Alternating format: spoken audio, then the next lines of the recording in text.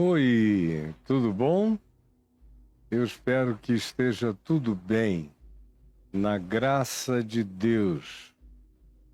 Porque assim, eu não sou TDAH nem nada disso, mas meu senso de nível e prumo é um negócio infalível. Esse aqui tá meio caidinho, Caio. Pode dar uma melhorada nele aí, porque pode ser que em casa ninguém esteja notando, mas eu noto, aí fica me incomodando que parece que estão me agredindo. Eu não sou um ente muito simétrico. Tudo que eu faço eu gosto de imitar a natureza. Agora, quando é uma coisa artificial, que está na minha frente, tem que ficar no nível e no prumo, senão não funciona para mim. Quase que me agride os sentidos de simetria. Nós vimos esses dias, depois que a gente passou o pequeno Apocalipse, ou o Apocalipse de Jesus, ou a chamada mensagem apocalíptica do Monte das Oliveiras, tudo isso que a gente viu durante mais de um mês, talvez 2 meses aqui, dividindo em muitas partes. E nos últimos dias, na semana passada, nós vimos a parábola apocalíptica do servo bom, que é aquele servo fiel e prudente, aquele a quem o Senhor, quando vier, vai achá-lo fazendo o que deve fazer, amando, cuidando, acolhendo, ajudando, servindo, fazendo o que Jesus mandou que Pedro fizesse. Pastoreia as minhas ovelhinhas, ama. Quando Pedro disse, eu te amo com amor fraterno, eu te filéu. E Jesus não cobrou dele no final amor agapau, como eu falei na nossa reunião da semana passada aqui em Mateus. Ele aceitou a limitação. Jesus disse, se você fizer isso aí, se você for capaz de amar fraternalmente o seu próximo, não precisa nem ser com esse amor sublime, divino, já está de bom tamanho para a gente começar. Cuida dos meus cordeirinhos. É isso que esse servo bom, fiel e prudente aprende com Jesus a ser e a fazer. E aí a conclusão é, em verdade vos digo que o Senhor, quando vier, lhe confiará todos os seus bens.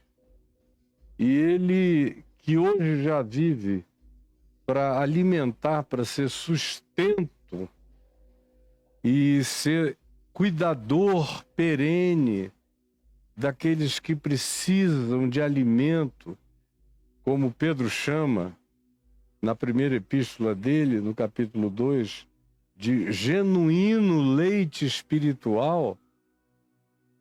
O Paulo, escrevendo aos Coríntios, com uma certa frustração, porque diz, dado ao tempo decorrido, vocês já deviam estar lá na frente, mas eu não pude dar a vocês nenhum alimento sólido, apenas leite e comida muito do início. A gente começa a ajudar as pessoas com o sustento do leitinho aqui.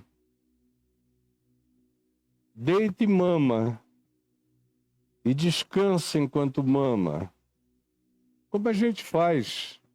Até quem não tem leite como pai, deita o filho aqui e o aconchega. E o alimenta com leites de amor. Eles vão crescendo, a gente começa a botar uma comidinha mais sólida na boca. E Paulo está frustrado com os coríntios, porque diz, olha, vocês não crescem nunca.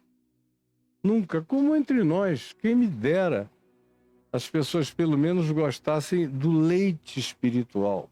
Mas nem leite espiritual elas querem.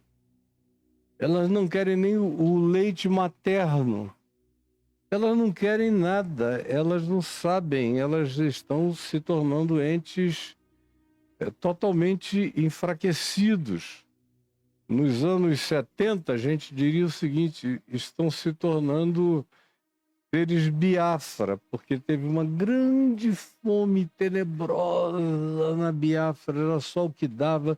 Biafra se tornou sinônimo de pauperismo, fome, miséria, como hoje Gaza se tornou, e a gente vê essa fome aterradora. Mas todo mundo lá quer comer.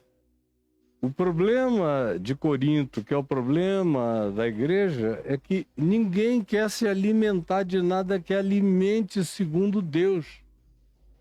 Nenhum alimento segundo o Evangelho.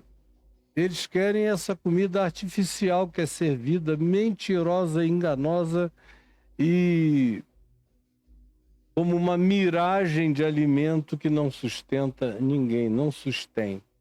O servo bom é aquele que dá sustento toda vez que alguém precisa, a seu tempo. Teve fome, ele chega. O objetivo é passar do alimento primário, do leite, como Pedro diz, genuíno leite espiritual, e dar alimento sólido.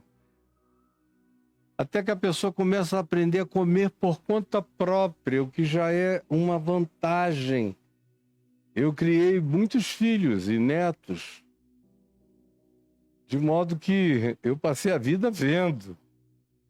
E eu observava com grande alegria quando um filho meu já chegava e dizia, não, não quero não. Quando você tentava dar na boquinha e ele começava a fazer esforço para ter autonomia de autossustentação, para mim, como pai, era e é extrema alegria, é sinal de independência, crescimento, autonomia, quando a pessoa começa a comer o que você deu, mas ela própria se serve. Esse é o objetivo. Pai e mãe não estão interessados em que o filho vá pedir comida na casa dos outros. O interesse é que ele coma, ela coma a comida que foi preparada em casa, com aquele cuidado e carinho para alimentar saudavelmente. Mas fica muito feliz quando a pessoa ganha autonomia de comer, a passar a se alimentar.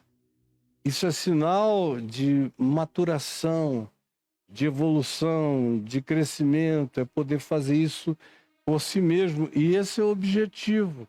Até que, como diz Paulo também em 2 Timóteo, no capítulo 2, versos 1 e 2, ele diz que a gente começa dando o alimento até que a pessoa começa a comer o alimento, até que a pessoa passa a servir de provedor, de sustentador para outros. Leia lá, 2 Coríntios 2, 1 Coríntios 2, versos 1 e 2. Para passar para outros e outros e outros. Esse é a parábola do servo bom.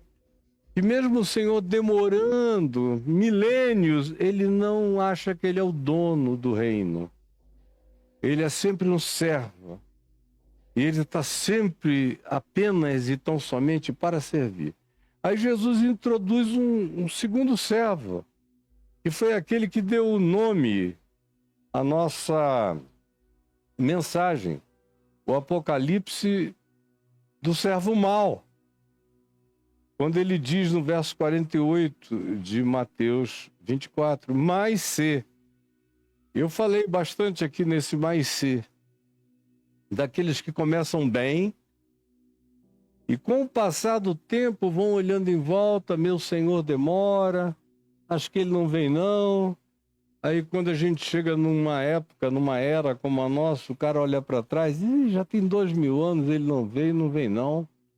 Então o nome dele está aqui é para eu usar e em nome dele eu fazer o que eu quiser. Então a soberania não é mais de Deus, é minha, é da igreja, é das 7 montanhas, é teologia do domínio, o galardão celestial, eu não sei nem se existe, eu vou cuidar do meu galardão terreno, eu quero é grana, carro, casas, fazendas, helicópteros, jatinhos, para mim. Ele, Jesus, não dava mínima, como diz Pablo Marçal, porque não era casado e não teve filhos, nunca se preocupou com dinheiro. Mas eu quero ter muito, eu quero ter para mim e para muitas gerações. E devagar ele vai, porque o Senhor demora, porque o Senhor não voltou logo, não voltou ainda, a maioria se sente dona do negócio. E Jesus tinha tanta certeza disso, que ele contou várias parábolas assim, dos arrendatários da vinha, de vários que o senhor de alguma fazenda contratou. Nos casos todos aventados por Jesus em Mateus, Marcos e Lucas, aconteceu o mesmo fenômeno. Os que receberam a obrigação de cuidar se sentiram donos, aí começaram a matar os servos enviados, até que por fim mataram filho, tomaram posse de tudo. São os donos do reino de Deus, eles é que determinam. Eles são o Israel de Deus, eles são a igreja de Deus, eles são os eleitos de Deus. Quando o cara começa a dizer, eu sou o Israel de Deus, eu sou a igreja de Deus, eu sou o eleito de Deus, eu sou o ministro de Deus, muito prazer, profeta Caio Fábio, muito prazer, apóstolo Juvenal dos Santos, olha, caia fora porque esse bicho aí já virou monstro. E é só uma questão de tempo, você vai verificar a monstruosidade desse bicho que se desenvolveu na espera. Ele se desfigurou na espera. É uma das advertências que Jesus faz sobre esse interregno ali. Enquanto eu for assunto aos céus, até que eu volte, haverá um interregno previsto em todas as parábolas e em tudo que Jesus fala tem um interregno. Tem um intervalo. E ele diz que o maior problema para os seus discípulos, apóstolos, servos, comissionados, enviados, seja qual seja o apelido, mora na espera, mora no aguardo, mora na demora de Jesus voltar. É nesse lugar que cresce a apostasia, que crescem os dominadores do rebanho, como Pedro disse, os dominis, os césares, os senhores dos rebanhos, os kaisers do rebanho, habitam o interregno, é aí que eles crescem.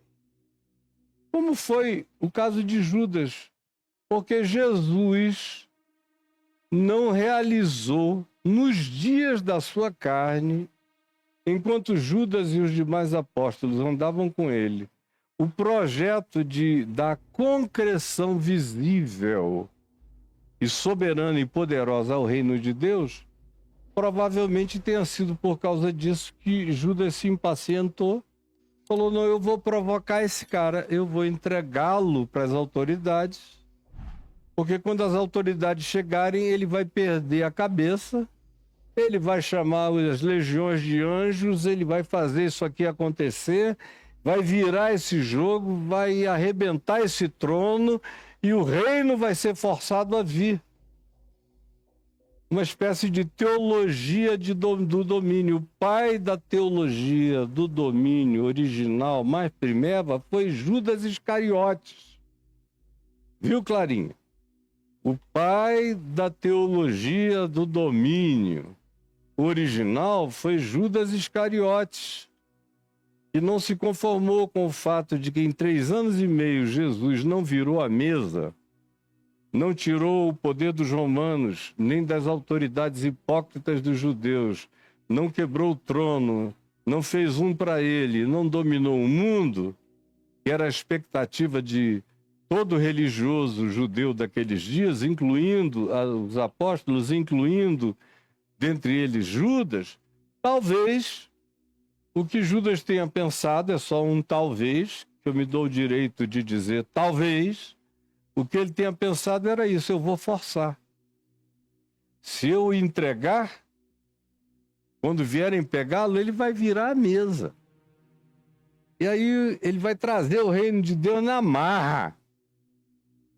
Mas Jesus preferiu, sendo Deus, não julgar como usurpação o ser igual a Deus, antes a si mesmo se humilhar e se deixar prender, reconhecer, esfalfar, destruir, chicotear, humilhar como uma pessoa humana até ser levado à morte, morte de cruz.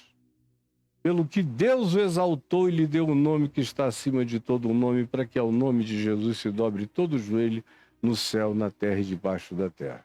Mas, só concluindo aqui para eu fechar esse parêntese, esse processo do interregno entre Jesus ter ido aos céus e a volta dele, que está presente em várias parábolas, como eu já falei e repeti muitas vezes, é aonde mora o lugar da teologia do domínio, a teologia da prosperidade, dos pastores dóminos, dominadores do rebanho, controladores, manipuladores, ou seja, é aonde surgem e daí é que brotam os servos maus, de Mateus 24, 48. Mas se aquele servo, sendo mau, disser consigo mesmo, como eu falei aqui, a psicologia disso, na semana passada, dessa conversa, desse diálogo, quando você começa a dialogar sobre essa alternativa, ela sempre te vence. Quando você diz, meu Senhor, se demora, o próximo passo é que você se sente dono do reino de Deus, e aí começa tudo de mal, a espancar os seus companheiros, a comer e a beber com ébrios, como eu expliquei extensivamente, até que o Senhor virá e ele vai ser apanhado nu, de estado em estado de vergonha absoluta, que é o que aguarda uma quantidade enorme de apóstatas que deixaram o Evangelho. Pode fechar esse parêntese. E aí o Senhor conclui dizendo, então virá o Senhor, na hora em que ele não sabe, na hora que ele não espera, e castigá-lo-á, lançando-lhe a sorte com os hipócritas, que é o grupo ao qual o inferno se destina. Isso é que é interessante nos evangelhos. Os evangelhos não associam o inferno a quem está na alienação. Você não vê Jesus chamar um único romano de filho do inferno, um pagão de nenhuma das decapólis em volta da Galileia de filho do inferno, mas ele chama os religiosos de Jerusalém, praticamente 98% das vezes ele associa o inferno a esse pessoal religioso do templo em Jerusalém, que são também aqueles que ele chama de hipócritas. Você não vê Jesus chamar uma prostituta de hipócrita. Tudo que ela não é hipócrita. Ela pode fazer fila, igual uma Messalina, mulher de Cláudio Imperador, fazendo fila de homens para possuí-la, mas hipócrita ela não é. Ou ele não é. É tudo muito claro. Agora, os religiosos não, são os hipócritas. E também há uma associação íntima entre essa hipocrisia religiosa, que fica botando o dedo na cara dos humanos, dizendo quem eles devem ser e a serviço de quem eles devem existir, e o inferno. Ao inferno, essas pessoas são ligadas sempre, e o inferno é povoado, de acordo com Jesus, por esse tipo de gente.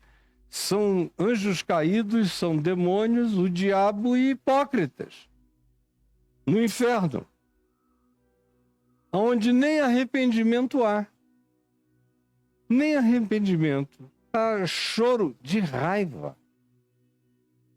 Não é choro de quebrantamento. Se houvesse uma lágrima de quebrantamento no inferno, essa pessoa, por essa lágrima de quebrantamento do inferno, sairia. Viu, Clarinho? Se houvesse uma lágrima de quebrantamento no inferno, por essa lágrima de quebrantamento, essa pessoa do inferno sairia. Então, quando Jesus diz castigá-lo-á lançando-lhe a sorte com os hipócritas, ali haverá choro. Não é choro de quebrantamento, é choro de raiva. A prova disso é que isso vem seguido de ranger de dentes, é raiva. É raiva. É gente que nem no inferno, nem na experiência da separação total de Deus, nem sem os traumas todos que justificam, explicam ou dão algum tipo de compreensão para a gente avaliar a dificuldade cognitiva de uma pessoa aceitar, compreender a verdade por causa dos excessos de acumulação de trauma. Não. No inferno não há mais trauma. Tudo é o que tudo é, todo mundo vê o que não quis ver, todo mundo ouve o que não quis ouvir. Todo mundo fica sabendo o que se negou a saber. Todas as verdades se tornam absolutas. E o inferno não é medido por tempo, é instante. É instante. Não cabe no espaço-tempo, é outra dimensão, tem a ver com eternidade, mas é uma eternidade adensada de tudo que nem no espaço-tempo cabe, de concentração, de compreensão, de significado e de interpretação absoluta de tudo, mas mesmo assim os caras choram de raiva e rangem os dentes de ódio e selam seu próprio destino de certeza das certezas que infernizaram as suas almas, fazendo-os tornarem-se servos maus, dominadores, kaisers do próximo, como nós estamos cercados deles nos nossos dias. Aí Jesus, dizendo isso, chega ao capítulo 25, a essa parábola que eu vou introduzir no dia de hoje, mas eu vou estender-me nela durante a semana. Quando ele fala das virgens, é outra parábola. No mesmo ambiente, na sequência do pequeno Apocalipse, ele diz, então, o reino dos céus será semelhante a 10 virgens. Esse então significa, dito isto, ou tendo isto tudo que eu falei em contexto, considerando tudo isso, eu preciso apresentar a vocês uma outra dimensão do reino dos céus.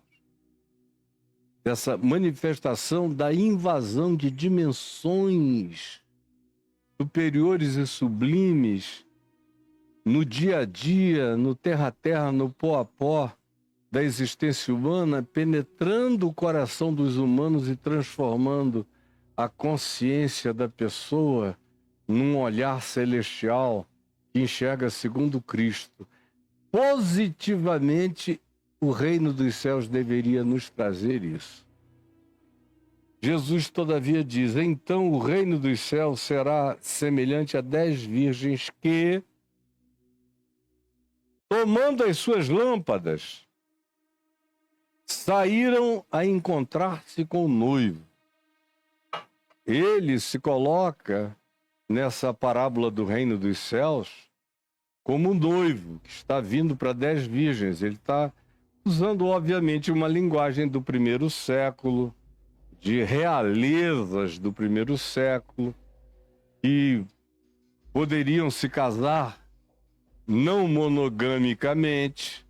Portanto, não há nenhuma advocacia cultural no Novo Testamento para uma monogamia de qualquer que seja a natureza. Jesus ilustra escatologicamente a volta dele como um noivo que tem 10 noivas virgens esperando por ele. Agora, isso também não é padrão para a gente querer fazer institucionalização cultural de poligamias ou de poliamor num ambiente histórico, cultural e psíquico onde nenhum de nós está preparado para isso. E na antiguidade, no primeiro século, nos dias de Jesus, a própria noção de casamento era completamente diferente da nossa, que evoluiu para ser, quando é saudável, o encontro de duas pessoas que se amam e se querem. Aqui no primeiro século era uma determinação. Tinha a ver com uma cultura familiar, onde alguém, de acordo com a capacidade que tinha de igualmente dar as mesmas coisas, fazer os mesmos favores, trazer os mesmos benefícios, disponibilizar os mesmos privilégios, dar o mesmo tratamento, tudo igualitariamente para com todas, como existe até hoje em algumas tribos da África, era também nos dias do primeiro século. Por isso é que isso está aqui como uma ilustração, não como uma proposição de conjugalidade. Então o reino dos céus será semelhante a 10 virgens, que, tomando as suas lâmpadas, saíram a encontrar-se com o noivo. As 10 eram dele, e ele era das 10, e para as 10. 5 dessas virgens eram tolas, levianas, as meninas bobas. Estavam ali só dizendo, eu vou casar com o cara mais bonito do pedaço, o mais rico, o mais poderoso, o mais maravilhoso, ou que tem o maior séquito, que vai me fazer e me trazer os maiores galardões. É essa psique que metade dessas virgens tem, que Jesus chamou de nécias, de insensatas, de tolas, de levianas. São crentes levianos, discípulos levianos. Está todo mundo aqui, ó. Teologia do domínio, teologia da prosperidade. Eles querem benefícios, elas querem que ele venha logo. Não são perseverantes, resilientes, não estão preparadas para aguentarem a demora que for, o tempo que for. Não, querem rapidez. Querem que seja conforme o seu timing e não de acordo com o tempo de Deus. E Jesus não tem nenhuma ilusão quanto ao fato de que dentre aqueles que saíram para esperá-lo, tem uma quantidade enorme de gente tola, doida, insensata, leviana, boba, idiotada, sem raiz, sem profundidade, sem compromisso, sem vínculo, só acham bonitinho. Jesus é lindo, que fofo, é legal, é maravilhoso, eu também quero. Mas, como ele disse, não tem raiz neles mesmos. Essa raiz não passa de um chão pedregoso. Ou são sementes que caíram à beira do caminho, vão ser arrancadas. Ou que caíram entre os espinheiros e vão ser sufocadas. Não tem carnegão plantado, ancorado na graça de Deus. perseverante definitivamente não. São nécias, são tolas, virgens, que não eram prudentes. 5 dentre elas eram tolas enganáveis, manipuláveis, altamente impressionáveis. Nunca compreendiam o significado real de ser de Deus, de ser de Jesus, de ser do Evangelho. Elas queriam que o Evangelho lhes trouxesse bênção, que Jesus as apanhasse e as levasse, mas elas mesmas não queriam desenvolver a consciência de que eventualmente teriam que esperar, iria demorar, teriam que perseverar, teriam que desenvolver muita resistência, muita galhardia, muita resiliência, muita paciência, muita paz na calma, na espera. Aparecendo ele ou não, eu sou dele. Vindo ele nos meus dias ou não, eu sou dele. Se ele não vier para mim, todavia eu vou para ele. No coração desses crentes nécios, que Jesus comparou a virgens tolas, levianas, não existe esse carnegão profundo. Portanto, 5, ou a metade, Jesus disse, eram nécias, e aqui ele está sendo de uma generosidade. Se ele fosse nos contar essa parábola hoje, talvez ele dissesse, 9 eram nécias, somente uma era prudente. Porque a quantidade dos nécios, dos tolos, dos idiotados e dos filhos das miragens do engano cresceu absurdamente entre nós. 5 eram nécias e 5 prudentes, fiéis, resilientes, definitivamente comprometidas. Tanto faria se ele viesse logo ou se ele demorasse, elas não se arredariam do compromisso. Então Jesus prossegue dizendo, as nécias, as tolas, as insensatas, ao tomarem as suas lâmpadas, e a gente tem que saber que isso é no primeiro século, quem não andasse com lâmpada à noite não enxergava um palmo na frente, só em lua cheia. Do contrário, ninguém nem saía de casa depois de 6, 7, 8 da noite, a menos que levasse uma lâmpada para enxergar o caminho. Lâmpada para os meus pés é a tua palavra, é luz para os meus caminhos. Essa luz, sem essa luz não dá para andar na escuridão da história, da vida e da existência. As nécias, ao tomarem as suas lâmpadas, porque elas pegaram as lâmpadas de saída, começaram bem, como esse servo bom e prudente. O problema foi a espera. É na espera que a gente vê quem é quem. É nesse tempo de demora de Jesus é que a gente vê quem é a igreja dele, quem não é a igreja dele, quem é servo dele, quem não é servo, serva dele. É nesse tempo da espera. Quando a gente vê o comportamento, se a pessoa continua ali modesta, simples, desprovida, despreendida, doadora, misericordiosa, compassiva, comprometida, sem querer inventar nada, esperando sempre na mesma palavra, na mesma mensagem, e sendo portador e proclamador dela sem variação. Ou então começam a haver as tentativas de outras soluções. E aqui nesse caso, o que Jesus diz é que as nécias de saída levaram as suas lâmpadas também. De saída, todo mundo começou mais ou menos razoável. Tudo, o problema é a demora. Deus está demorando a agir comigo. Ele não está respondendo às minhas orações. Jesus está demorando a voltar. Oh, meu Deus!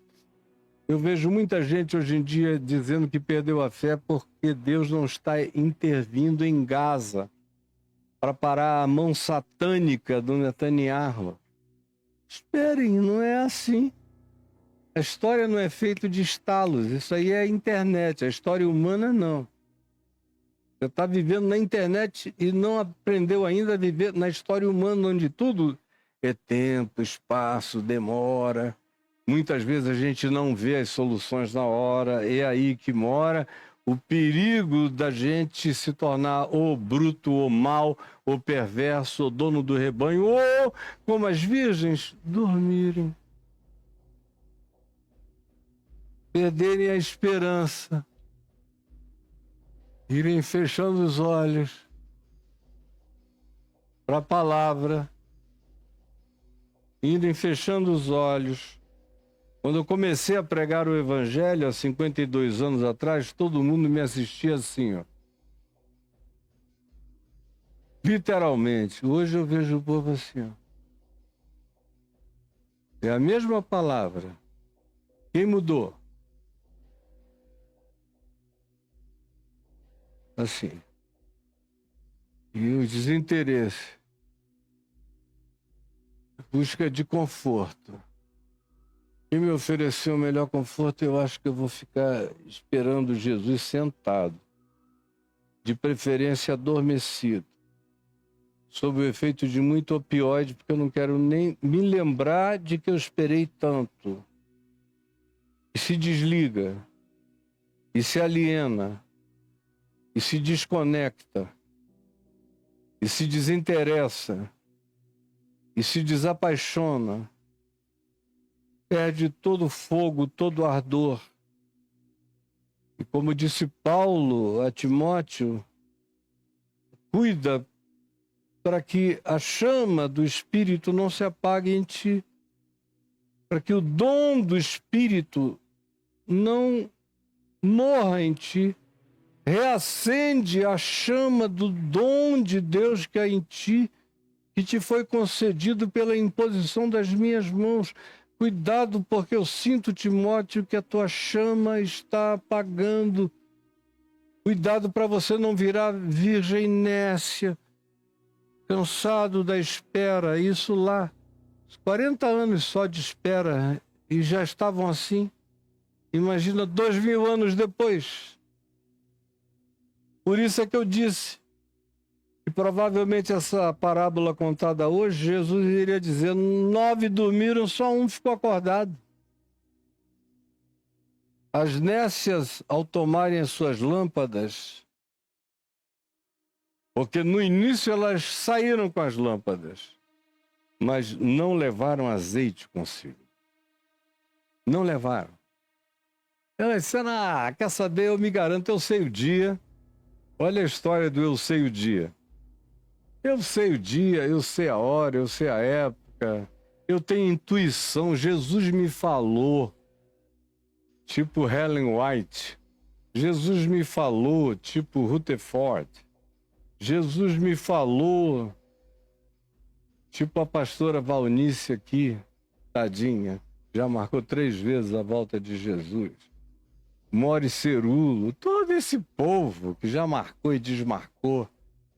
É o pessoal que não levou azeite. Marca a data, quer pressa, acha que tem uma intuição especial.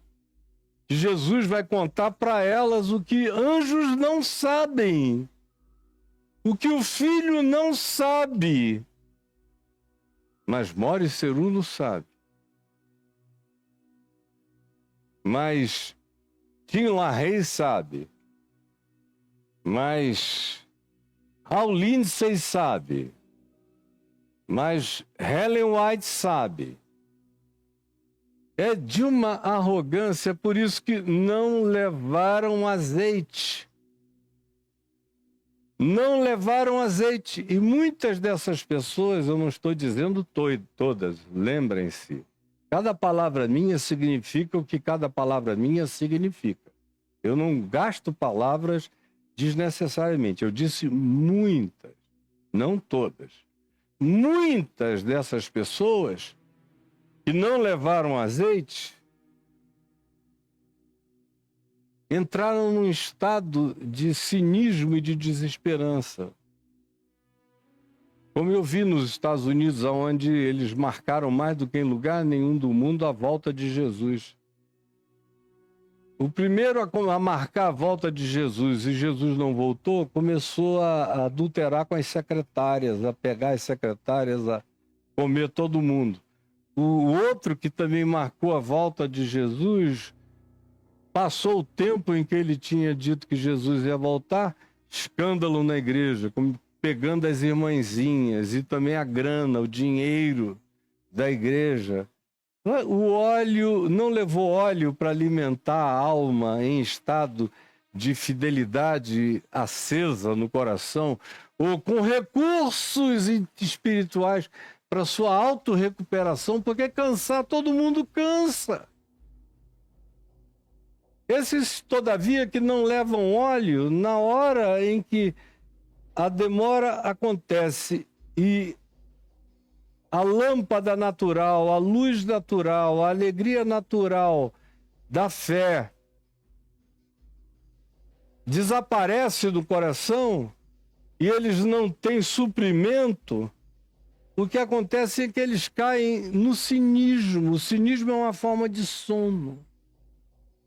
Eles caem na atitude de total desligamento, de desinteresse, de desconexão, de dissonância, de divórcio.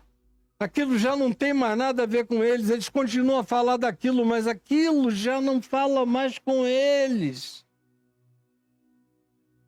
E é isso que você vai vendo acontecer a 3x2 à nossa volta. Não levam azeite consigo mesmo, porque não estão preparados para o fato de que ninguém sabe o dia, nem a hora, nem coisa alguma, e que a gente tem que viver como servo prudente e fiel e carregar nosso próprio suprimento. Já houve pelo menos umas 5 vezes no curso da minha vida, nesses 52 anos de ensino e pregação do Evangelho, tentando dar sustento aos meus companheiros, como Jesus mandou, que eu me perguntei, Senhor, será que ainda demora muito? Umas 5 vezes eu fiz essa pergunta em 52 anos. Não demorou nem meia hora. E eu me espanquei, como diz Paulo em 1 Coríntios, esmurro meu próprio corpo e o reduzo à escravidão, para que depois de ter pregado a outros, não venha eu mesmo a ser desqualificado. Cacete em mim mesmo, seu idiota, Caio Fábio, você sabe. Você não tem esse direito, você sabe que vai demorar e você sabe que quando ninguém estiver esperando, o Filho do Homem virá. Você sabe, você não. Permissão nenhuma. Você não tem esse direito, o teu juízo é grande. Você sabe muito para brincar disso e de fazer perguntinhas. E agora tem pelo menos uns 30 anos que nenhuma vez essa pergunta vem no meu coração. Nenhuma, nem por meio segundo. Por outro lado, eu sei que o meu reservatório está cheio de azeite para aguentar, para esperar, nem que seja numa gruta fechada com a minha família ou com os meus filhos ou sozinho. Tem azeite para espera, porque ou ele está vindo para mim ou eu estou indo para ele. Mas eu não chegarei apagado. Em nome de Jesus, eu não chegarei apagado. As nécias, ao tomarem as suas lâmpadas, não levaram azeite consigo. No entanto, as prudentes, além das lâmpadas cheias, cheinhas, com o pavio aceso, levaram azeite nas vasilhas reservas. Tem vasilha reserva, tem tanque reserva, tem recipiente reserva. Quem é prudente e fiel tem as suas reservas para as esperas, para as demoras, para o absurdo da experiência humana, para a loucura apocalíptica, para a doideira total, para a apostasia, para a perda absoluta da fé em todo lugar. Tem reservas. Dizendo, ninguém mais quer, mas eu tenho as minhas reservas. Ninguém mais quer obedecer, mas eu tenho as minhas reservas. Ninguém mais quer servir ao Evangelho, mas eu tenho as minhas reservas. Eu tenho as minhas reservas, viu, Clarinha? Desde que eu comecei a falar de reservas, guarda isso aí. Eu tenho as minhas reservas. No entanto, as virgens prudentes, além de levarem as lâmpadas com seu óleo aceso, levaram azeite nas vasilhas. Eu tenho que carregar reservas para além do tempo, para além da especulação, para além da intuição, para além da teologia, para além da racionalidade, para além das filosofias cristãs, para além de tudo eu tenho que ter minhas reservas. E elas só acontecem, essas reservas, quando você tem vida com Deus. Quando você tem recursos de Deus acumulados em você. Do contrário, viu, Clarinha? Você vai se perder. Olha aqui para mim. Levaram azeites nas vasilhas. E tardando o noivo, olha, mais uma expressão de demora. Nessas parábolas, todas elas de Jesus, com relação à vinda dele, todas têm o interregno. As parábolas da demora de Deus, tardando o noivo. Essa é uma frase forte e deveria ser pregada quase todos os domingos e reuniões de congregação de fé. Tardando o noivo. O noivo disse para as noivas que ele demoraria. O que é muito melhor, não é? Eu, quando casei a primeira vez, com a Aldinha, eu tinha 19 anos, ela tinha acabado de fazer 18. Não tinha nem um mês ainda que ela tinha feito 18 anos, a gente esperou ela fazer 18 para a gente casar e eu tinha 19. 2 garotos querendo resolver problemas espirituais da melhor maneira que a gente conseguia, sabia e podia. E o fizemos e deu muito certo, graças a Deus. Mas a gente combinou a espera. Ela falou, eu só vou atrasar 5 minutos. O pai dela, comandante da Marinha, não admitia atrasos, o que para o noivo, que era eu, era muito bom. Porque eu que já fiz milhares de casamentos na minha vida, uma das coisas mais cansativas são as noivas que demoram mais do que o prazo do casamento. Eu já fiz casamento com noiva que demorou 4 horas, 5 horas. É um negócio inconcebível, inconcebível. Chegou um ponto na minha vida em que eu dizia, olha, eu só vou sair de casa quando você, noiva, avisar que você saiu da sua casa, indo para o templo, aí eu vou. Porque eu estou cansado de esperar 2, 3, 4 horas. Agora, esse noivo aqui avisa que vai demorar. Que pode ser demorado. Ele não diz a hora que ele vai chegar, mas ele induz a ideia de que vai haver um tempo de espera. Quando eu casei com a Adriana, nós já adultos, pais de filhos adultos, já tínhamos netos.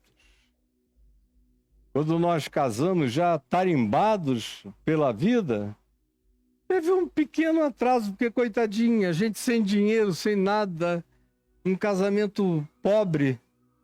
E ela teve que ir no carro de um amigo meu, aí houve atrasos para isso, para aquilo, mas assim mesmo não demorou mais do que uma meia hora. Uma boa política para quem vai se casar é calcular o atraso e não brincar com o cálculo. Aqui se diz no verso 5 do capítulo 25 de Mateus: e tardando o noivo, foram todas tomadas de sono. Todas. Não tem ninguém bom, porque nessa espera, minha gente, todo mundo cansa. Desde o primeiro século, Paulo sonhava em que Jesus voltasse com ele ainda vivo.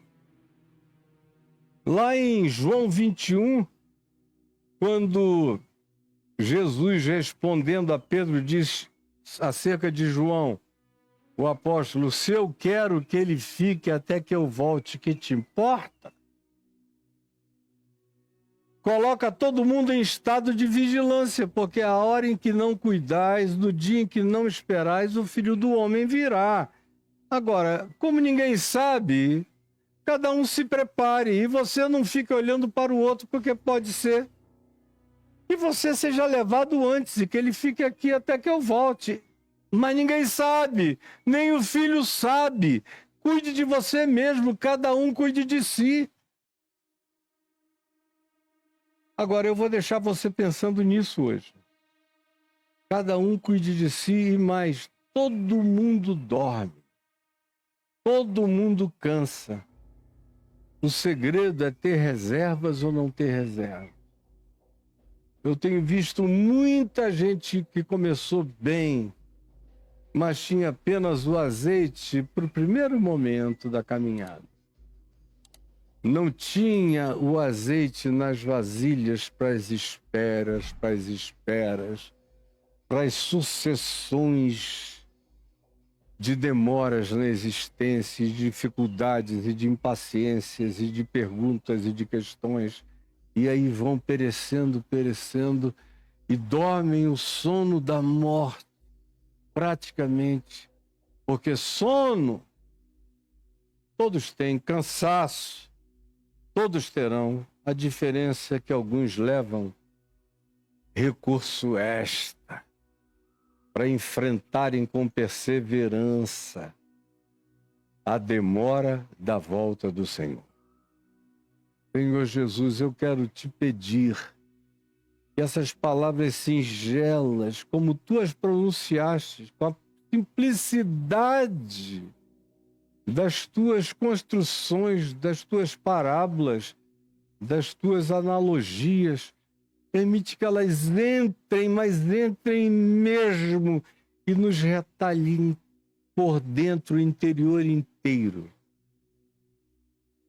Eu quero ser ferido pela memória do Evangelho, para que eu não me esqueça da palavra da tua exortação em nenhum dia da minha vida. É o que eu te peço que aconteça com todos os que estão aqui conosco hoje. Em nome de Jesus. Amém e amém. Olha só, gente boa de Deus, amanhã a gente volta. Eu não estaria aqui hoje, eu estaria em São Paulo até quinta-noite. Mas houve uma coincidência de doenças da minha mulher, que não é uma doença tópica, é uma situação sistêmica que a gente está tratando, e eu fiquei adoecido de sábado passado para frente, mas eu ia fazer a viagem assim mesmo, me sentindo muito mal.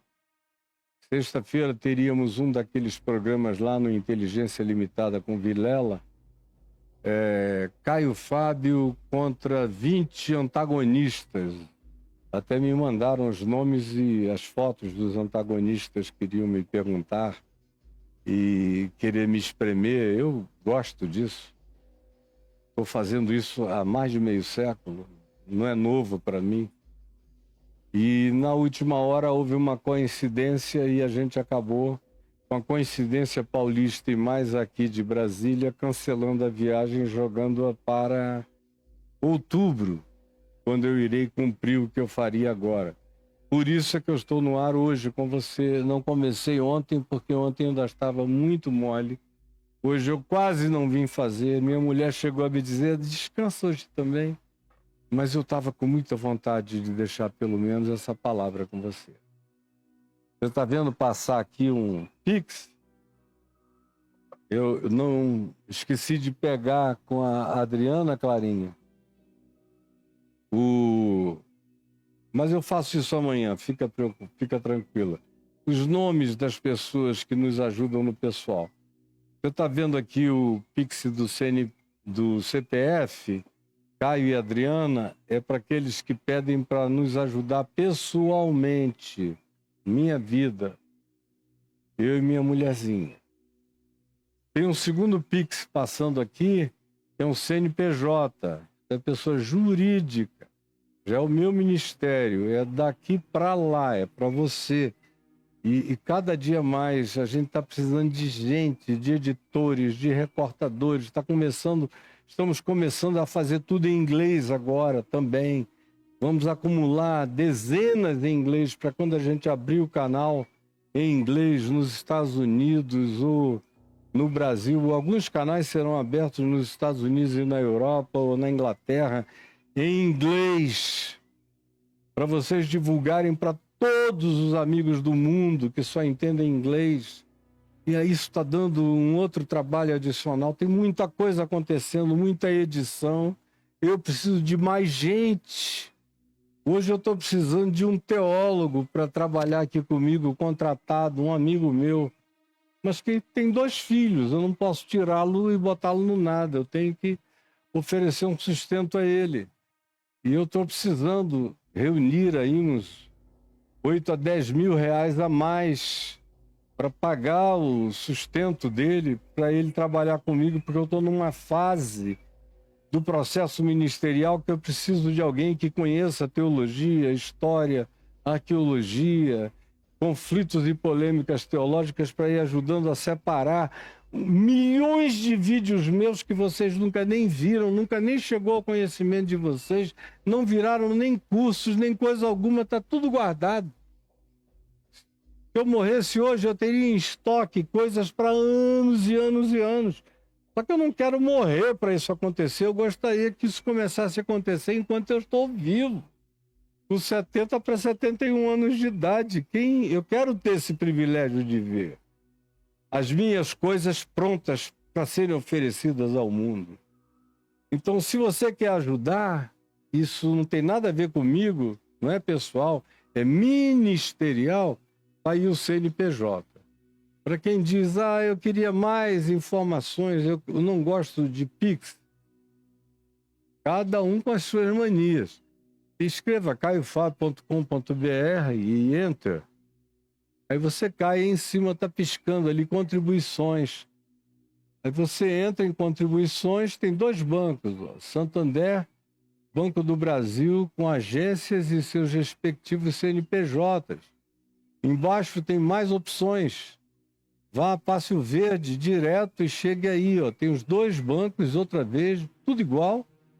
Diferença é que tem os cartões de crédito, para quem gosta de programar contribuição.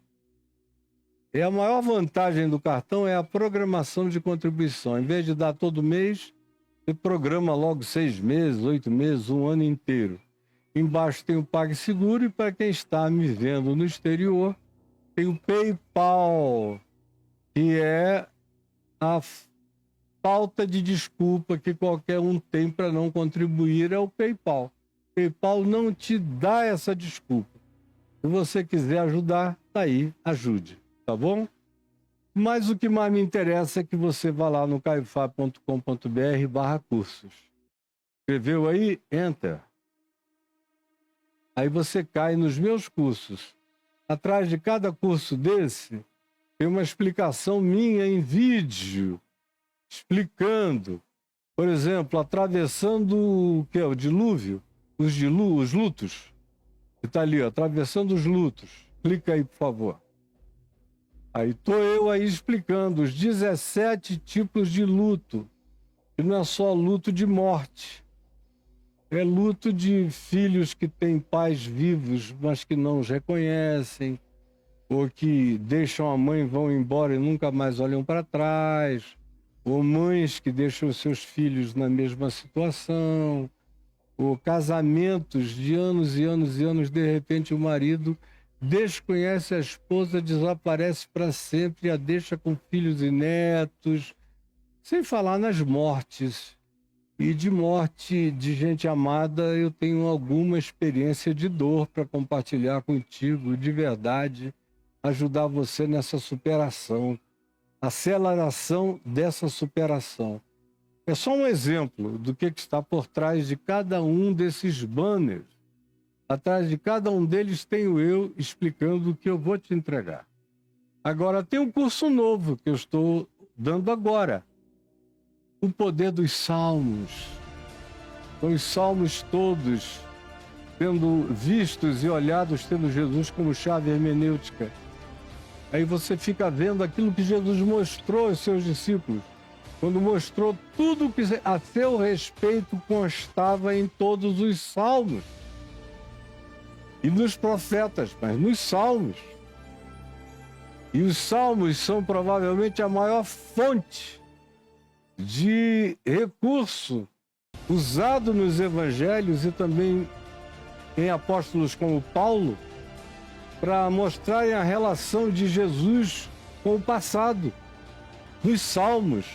E quando você lê os salmos comigo, tendo Jesus como chave hermenêutica, eles viram um outro livro.